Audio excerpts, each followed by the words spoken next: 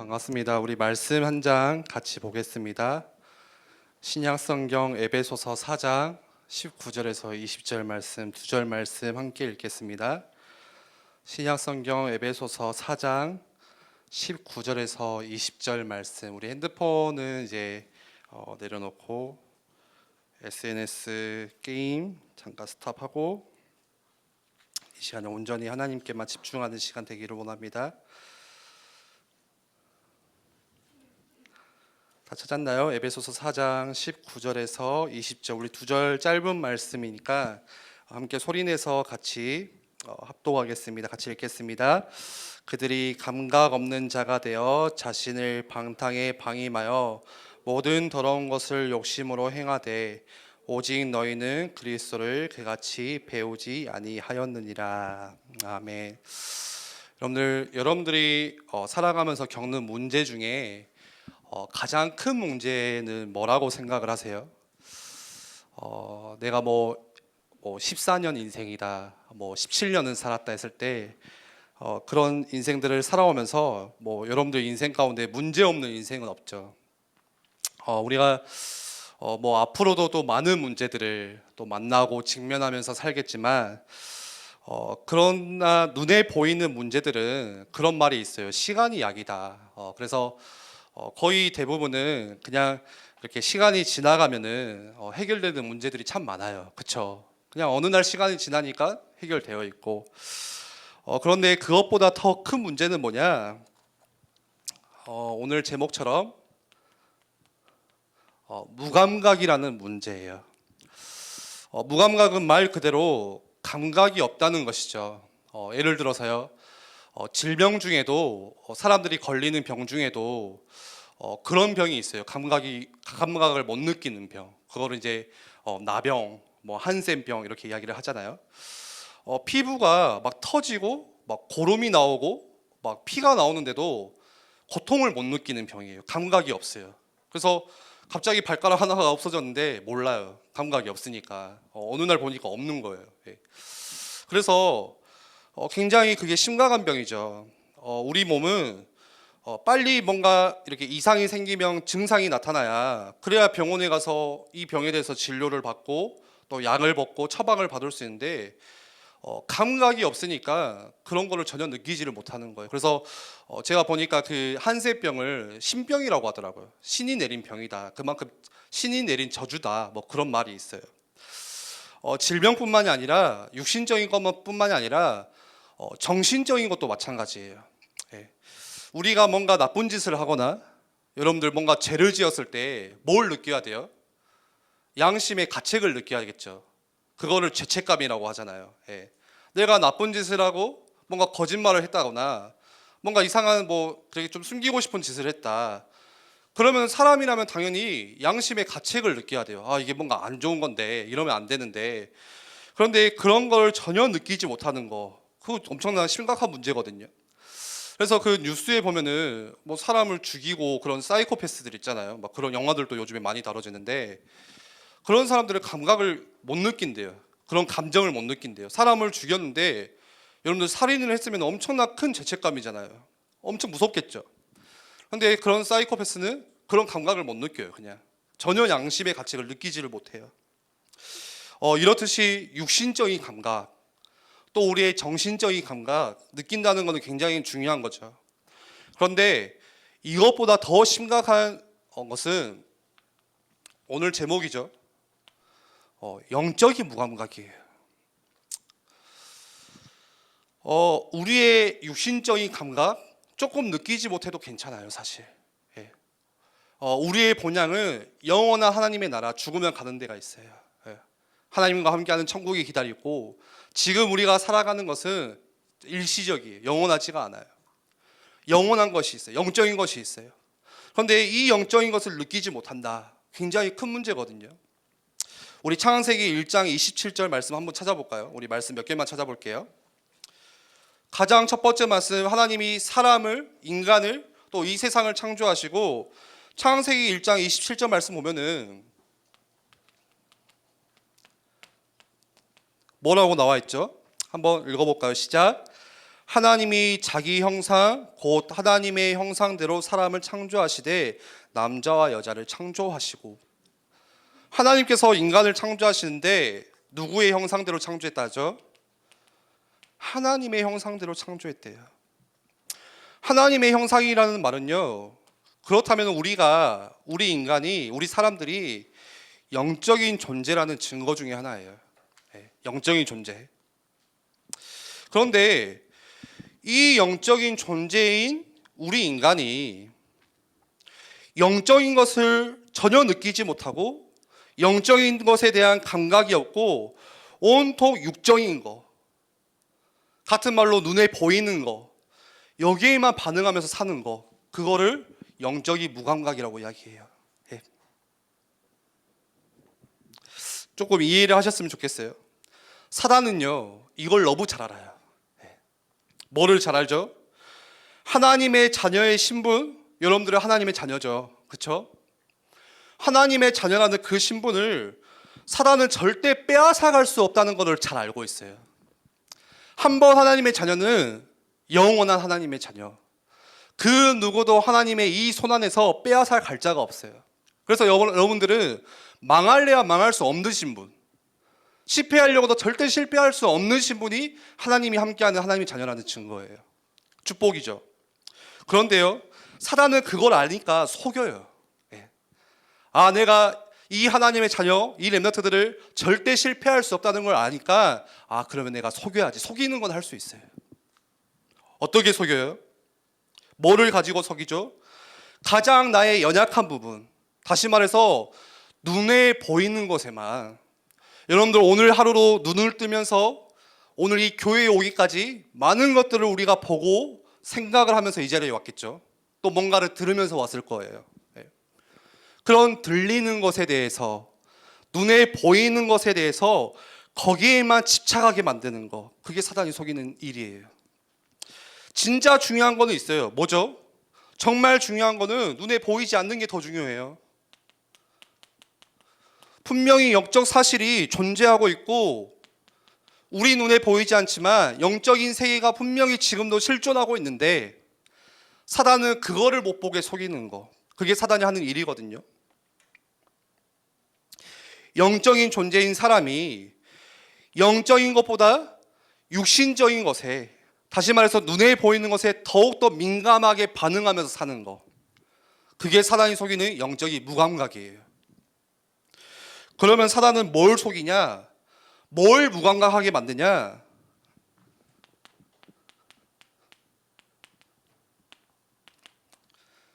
뭐예요? 우리 한번 같이 읽어볼까요? 뭐죠? 시작. 죄에 대한 무감각. 사단이 첫 번째 속이는 거예요. 죄에 대해서 무감각하게 만들어요.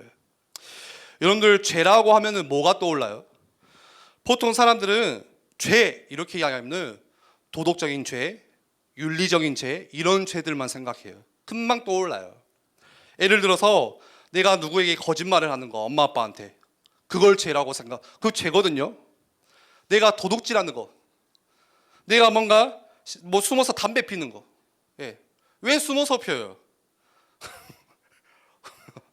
왜 숨어서 필까요? 죄라고, 스스로 본인이 죄라고 생각을 하고 있어요. 당당하면은 이게 죄가 아니야, 이건 선이야 하면은 이 자리에서 펴야지. 왜 숨어서 펴요? 뭔가 죄라고 느끼는 거예요, 스스로가. 뭔가 내가 나쁜 짓을 하는 거, 그거를 죄라고만 생각하는데 하나님의 말씀 성경에서는 진짜 이 죄에 대해서 다른 개념으로 이야기를 해요. 진짜 죄는 뭐냐? 우리가 하나님을 떠난 죄가 진짜 죄다. 이거 말하고 있거든요. 여러분들 어렸을 때 많이 들었죠? 물고기는 어디에? 물속에. 너무 많이 들었잖아요. 막 질리도록 들었죠. 새는 하늘에, 나무는 땅에 뿌리를 두고 살아야 되고, 아기는 엄마 아빠하고 살아야 행복하게 살고, 우리 인간은 하나님과 살아야 행복하게 산다. 그 사형리 메시지가 여러분들 어렸을 때 쉽게 이해하기 좋게 이렇게 해주는 이야기 그 정도가 아니에요. 이건 진짜 중요한 메시지예요. 중냐 사냐의 엄청난 메시지예요. 우리 인간이요, 하나님께서 창조하신 인간이 하나님을 떠나버린 죄, 그때부터 우리에게 죽음이 찾아오고 저주와 재앙과 멸망이 찾아오는데, 성경에서 말하는 진짜 죄는 그걸 말하고 있어요. 내가 하나님이 필요 없다는 죄. 내 인생의 주인이 누구라는 죄요? 바로 내 자신이라는 그 죄. 그게 하나님을 떠난 죄거든요. 뭐 나쁜 짓 하고 도둑질 하고 뭐 이상한 짓거리 하고, 그거는요, 죄는 죄지만 하나님을 떠난 죄에서 시작된 부산물이에요. 그냥 딸려 내려오는 거예요. 진짜 우리가 감각을 가지고 알아야 되는 죄는 하나님을 떠난 죄예요. 그래서 우리 말씀 한 장 찾아볼까요? 로마서 3장 23절 말씀에, 신약성경 로마서 3장 23절 말씀 한번 읽어볼까요? 로마서 3장 23절 한번 읽어봅시다. 시작. 모든 사람이 죄를 범하였음에 하나님의 영광에 이르지 못하더니. 모든 사람이, 처음 인간 아담과 하하가 하나님을 떠나면서부터 시작된 이 원죄에서 거기에 씨를 받고 태어난 모든 사람이 죄를 범하였음에, 그래서 우리는 태어날 때부터 하나님을 떠난 죄인이에요. 원죄를 가지고 태어나요. 하나님의 영광에 이르지 못하다니. 사단이 뭘 속이냐? 바로 내가 하나님을 떠난 죄인이라는 사실을 무감각하게 만들어요. 못 느끼게 만들어요. 오히려 우리는 내가 왜 죄인이냐 우겨요. 그쵸? 누가 나보고 죄인이다 하면 기분 나쁘잖아요. 스스로 나를 생각해도 나는 죄인이 아니라고 생각을 하잖아요. 나는 이렇게 착하게 사는데요. 나는 이렇게 엄마 아빠 말씀 잘 듣고 사는데요. 나는 열심히 공부도 하고 내 일에 최선을 다하면서 사는데요. 그것과 상관이 없어요. 우리는 죄인이에요. 하나님을 떠나 죄인이에요. 어느 누구도 의인은 없대요. 다 죄인이라고 말씀하세요. 내가 죄인임을 깨달을 때, 아, 내가 하나님을 떠나 죄인이구나, 그때 비로소 뭐가 필요함을 느껴요? 아, 진짜 하나님이 필요하구나. 내 인생 가운데 진짜 하나님의 은혜가 내 안에 필요하구나. 그때 비로소 이 예수 그리스도가 나의 그리스도가 될 텐데, 우리는 늘 착각해. 나는 죄인이 아니야. 나는 죄를 안 지었어. 결국에는 사단이 뭘 속이냐? 하나님이 나와 함께 한다는, 여기에 대한 무감각을 느끼게 만들어요. 죄에 대한 무감각, 그리고 하나님이 나와 함께 하신다는 그 사실에 대한 무감각. 하나님은요, 분명히 약속하셨어요. 우리 말씀 한 장 또 볼까요? 요한복음 14장 17절 말씀 볼까요?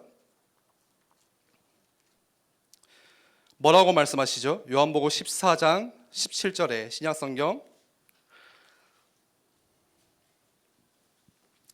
한번 같이 읽어봅시다. 시작. 그는 진리의 영이라 세상은 능히 그를 받지 못하나니 이는 그를 보지도 못하고 알지도 못함이라.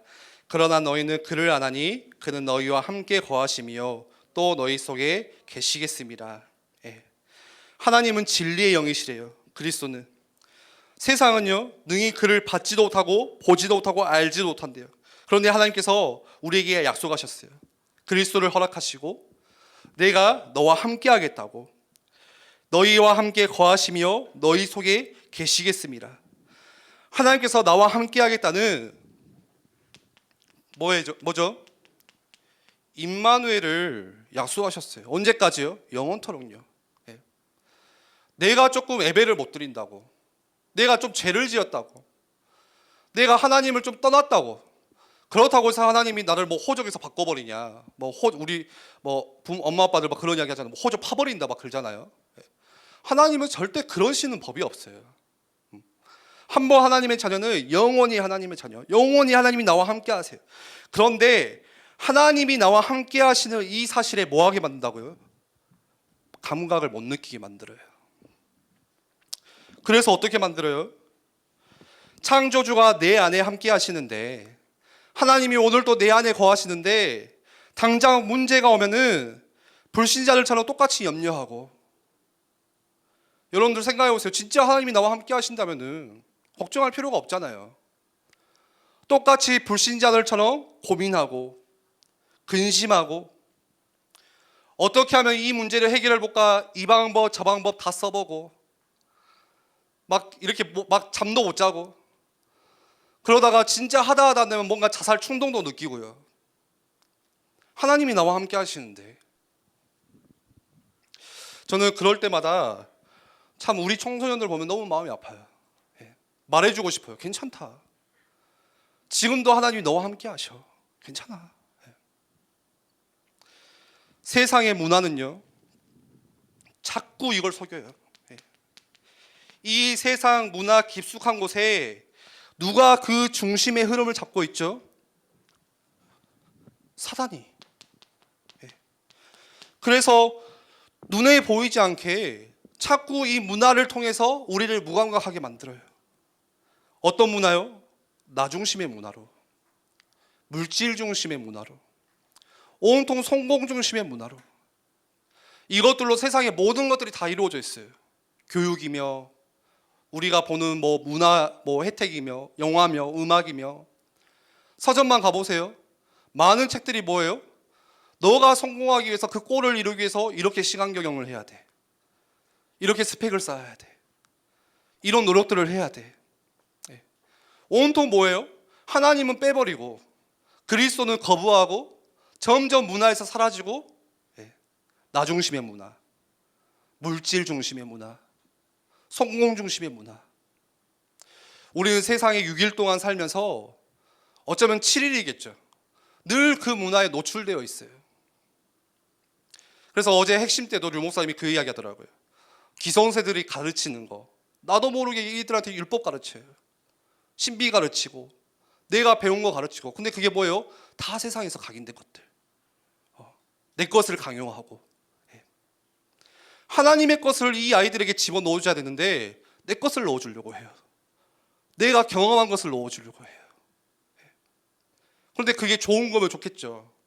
세상의 것을 복음이라고 교모하게 속이면서 세상의 것을 딱 집어넣어주고 교회 와서도 1, 2, 3등 나누고 저는 죄송한 말이지만 뭐 성경 암송하는 거 우리 초등부 뭐 하잖아요. 유년부도 성경 나는 1, 2, 3등 제일 안 나눴으면 좋겠어요.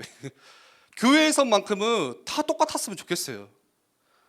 저는요 제 이야기예요. 어렸을 때 암송을 하나도 못했거든요. 늘 상처받았어요. 뒤에서 수모지되고 막 달란트 만든 친구들 보면 되게 부러워하고 선생님들 또 그 애들만 칭찬하니까 나는 저기 뒤쳐져 있고 그래서 그냥 애비만 보고 가고 집에. 왜 세상에 그런 것들이 교회 안에 자꾸 들어오냐고요. 가망성이 있어 보이는 아이들을 더 챙겨주고 잘할 것 같은 친구들을 더 챙겨주고 뭐예요? 세상이 각이진잖아요. 복음은 그런 게 아닌데요. 결국은 뭐예요? 내가 잘 살아야 되고 나 중심으로 돌아가야 되고 그런데 내가 내 인생의 주인인 줄 알았는데 내가 하나님처럼 될 줄 알았어요. 그런데 어떻게 되죠? 바벨 다 무너져요. 저주가 찾아와요. 재앙이 찾아와요. 여러분들 영적 감각이 없으면 어떻게 돼요? 오늘 우리 읽었던 에베소서 4장 19절 20절 말씀이에요.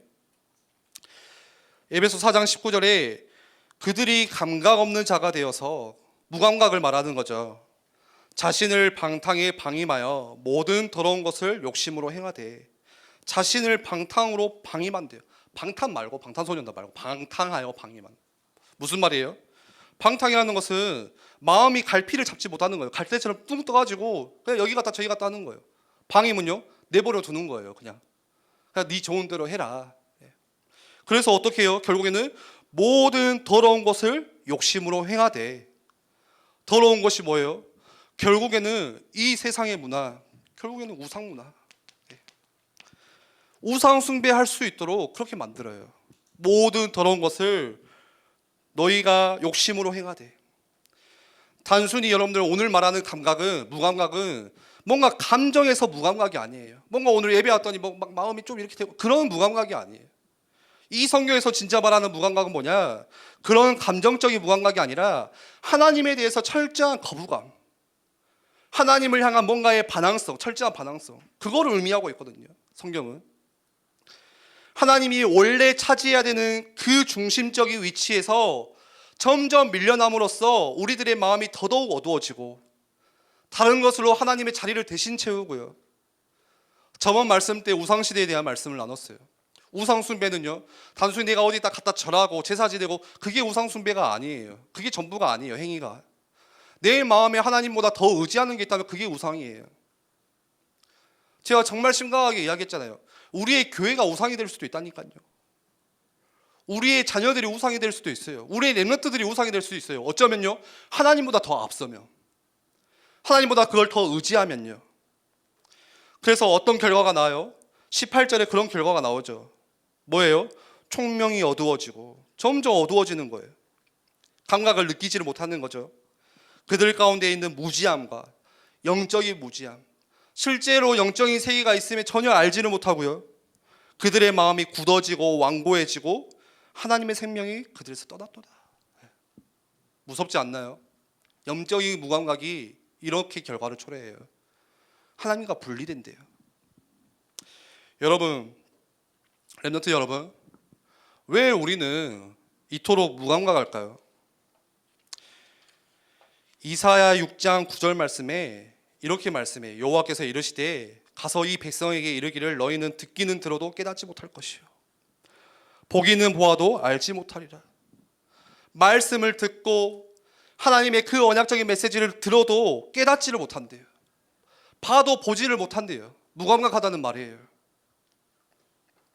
저는요, 잠깐 생각해 봤어요. 나는 왜 이렇게 그토록 내가 무감각할까? 내가 어디에 그렇게 감각을 가지고 살아가고 있나? 왜 나는 하나님을 예배한다고 하지만 왜 진짜로 이 영과 진리로 하나님을 예배하지 못할까? 왜 예배하면서도 하나님을 향한 감사와 기쁨이 내 안에 살아 숨쉬지를 못할까? 왜 하나님은 나를 사랑한다고 하는데 나는 거기에 대한 내 마음이 전혀 감동을 느끼지 못할까? 왜 그럴까 도대체? 그래서 지금이 위기구나, 그런 생각이 들었어요. 내가 무감각하고요, 우리 렘넌트들이 무감각하고 우리 선생님들마저도 무감각하다면 우리 교회 위기예요. 중고등부 위기예요. 여러분들, 눈에 보이는 게 전부가 아니더라고요. 내가 그저 편안하고 편리한 삶, 안정적인 삶, 우리는 그걸 추구하면서 사는데 그런 삶이 전부가 아니에요. 내가 잘 살고 성공하는 삶을 원하는데 그게 다가 아니라니까요. 진짜 중요한 것은 따로 있어요. 여러분들, 이 감각 회복하셔야 돼요. 영적인 감각. 여러분들, 어디에 감각 가지고 사세요? 어디에 더욱더 민감하게 반응하면서 살세요? 어떻게 우리가 이 감각을 회복할 수 있죠? 다른 게 없어요. 진짜 우리가 간절함 가지고 기도해야 돼요. 그거밖에 없어요. 우리 말씀 한번 띄워주실래요? 에레미야 29장 12절 13절 말씀 한번 읽어볼까요? 에레미야 29장 12절 13절 한번 읽어봅시다. 시작. 너희가 내게 부르짖으며 내게 와서 기도하며 내가 너희들의 기도를 들을 것이요 너희가 온 마음으로 나를 구하며 나를 찾을 것이요 나를 만나리라. 하나님께서 바벨론에 70년 포로됐을 때 이 메시지 던져주셨어요. 이스라엘 백성들에게. 너희가 내게 와서 부르짖으며 네가 와서 진짜 기도하며 내가 너희들의 기도를 들을 것이요 너희가 진짜 온 마음으로 전심을 다해서 하나님을 찾고 구하며 나를 찾을 것이라. 내가 너를 만나리라. 우리의 감각이 회복되는 거, 우리의 무감각이 다시 깨어지는 것은 진짜 간절함 가지고 기도하는 것밖에 없어요. 여러분들, 간절함이 뭘까요? 여러분들은 무엇에 더 간절히 원하고 바라고 계세요? 그게 간절함이거든요. 뭘 그토록 원하세요? 이번 일주일 무엇을 쫓으면서 그렇게 살았어요? 그게 간절한 거잖아요. 왜 우리에게는 예배가 재미가 없고 왜 우리에게는 이런 예배들이 무의미하게 느껴질까요? 그것은 마음 가운데 진짜 우리에게 간절함이 없기 때문에 그래요. 간절함은요, 하나님을 깊이 만나는 브릿지 역할을 해줘요. 다리 역할을 만들어줘요. 왜 한국 교회에 지금과는 다르게 아주 오래전에는 그렇게 예배가 뜨겁고 그렇게 찬양이 뜨겁고 기도가 뜨거웠던 이유가 뭐예요? 특별한 메시지가 없었어요. 그때는 뭐 랩넌트요? 그런 메시지 전혀 없었어요. 왜 그렇게 뜨겁게 기도하고 했을까요? 간절함이 있었어요. 간절함이. 특별한 메시지가 앞에서 목사님이 특별한 메시지를 안 줬어요. 그냥 선교사님들이 주신 성경 이거 보면서 같이 모여서 이 성경 읽고 이 성경 읽으면서 같이 기도하는데 마음이 감동받고 위로받고 우리가 그 가운데 죄를 깨닫고 회개하고 눈물 흘리면서 진짜 이 나라를 위해서 기도하고 왜 그랬어요? 왜? 간절함을 느꼈던 거예요. 간절함을. 어떤 간절함이요? 우리나라의 그토록 오랜 조선시대부터 늘 이어졌던 그 우상문화 깨어지는 것은 하나님밖에 없구나. 복음밖에 없구나. 내 가정과 내 가문에 보이지 않는 이 영적인 문화, 이 영적인 배경, 저주와 죄악의 쇠사슬을 끊는 길은 오직 예수 그리스도밖에 없구나. 그 간절함 가지고 같이 모였던 거예요. 초대교회가 그랬잖아요. 초대교회가 거대한 교회였어요? 메가처치였어요? 아니요. 두세 사람이 모였대요. 많이 모여야 10명이었어요. 모이면 죽는 시대예요. 코로나요? 저리 가라요. 그런데 왜 그렇게 작은 사람이 모였는데 그 가운데 역사가 일어나고 생명 운동들이 일어나고 왜 사람들이 더 구원받은 사람들이 더해지고 나중에는 그렇게 강한 로마 제국이 무릎 꿇었죠. 복음 앞에. 그 초대교회에 간절함이 있었어요. 간절함. 하나님께서 내게 약속하신 사도행전 1장 8절에 성령 충만 그거 기다린 거예요.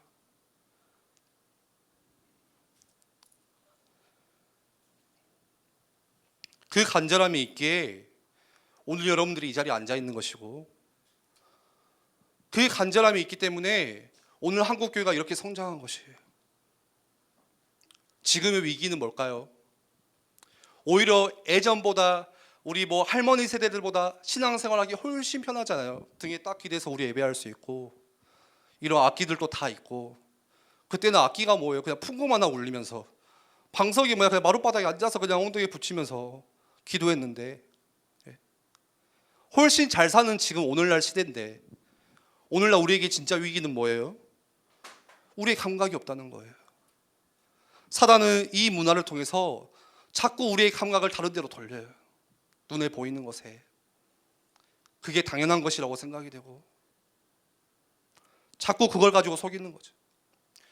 우리 랩런트들이 여기에 속지 않고 진짜 하나님께 간절히 기도하는 세대로 일어났으면 좋겠습니다.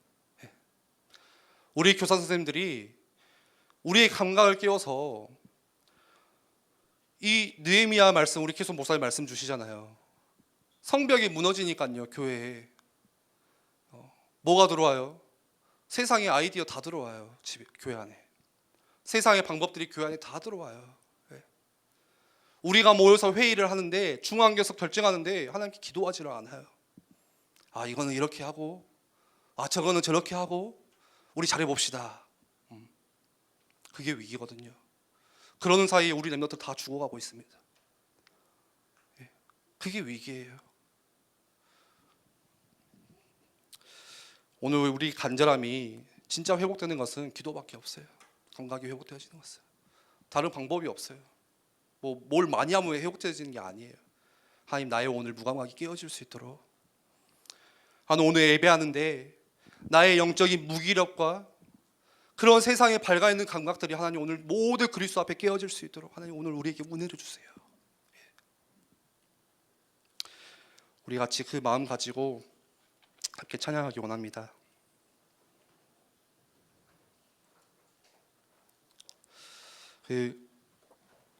제가 어제 좀 고민하다가 인스타에다가 글을 하나 올렸어요. 중고등부 인스타에다가 인스타 팔로우 안 하시는데 그 주보 뒤에 보시면은 좀 팔로우 하시고 좋아요 좀 많이 눌러주시고 아마 읽었던 친구들은 알 거예요. 정말 위기가 뭐냐? 지금 코로나19로 막 뭐 위험하다, 뭐 심각하다 하잖아요. 근데 어느 순간에 우리 좀 익숙해 있죠. 뭐가 익숙해져 있어요?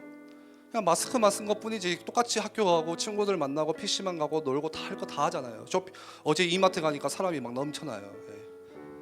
코로나19라고 하면서 위험하다면서 그런데 뭐가 익숙해져 있냐? 이제는 우리 예배마저도 익숙해져 있어요. 아, 그냥 굳이 교회 안 가도 될 것 같은데, 그냥 집에서 예배 드려도 좋은데, 그냥 영성으로 예배할 수 있는 게 그게 익숙해져 있어요. 어느 순간에 우리가 많이 고민해 봐야 돼요. 많이 생각해 보셔야 돼요. 그때의 재앙은 처음 문틈에서 조금씩 기어 들어와요. 우리 시간에 함께 찬양하면서 우리의 마음을 다시 결단하고 우리의 간절함을 회복하는 시간이 되었으면 좋겠습니다.